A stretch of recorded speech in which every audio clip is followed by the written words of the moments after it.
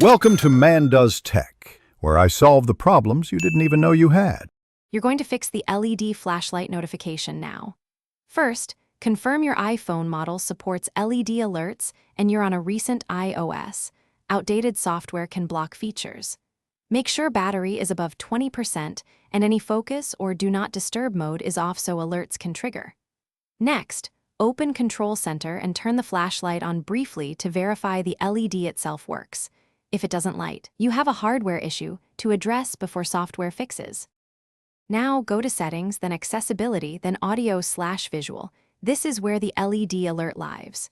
Toggle on LED flash for alerts, and if you want it to work while the phone is muted, also enable flash on silent.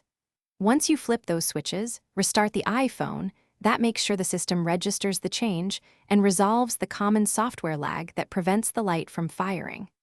After reboot, leave the phone idle. System-level alerts will now be allowed to trigger the LED. Finish by testing.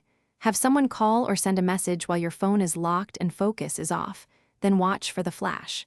If the LED flashes as flashlight but still won't flash for alerts, update iOS to the latest version, and if needed, go to Settings, right arrow General, right arrow reset all settings.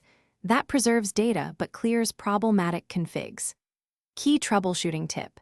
If the flashlight fails in Control Center too, you likely have a faulty LED and should contact Apple support or visit a service provider for hardware diagnosis. Thanks for watching. If you found this helpful, don't forget to like and subscribe.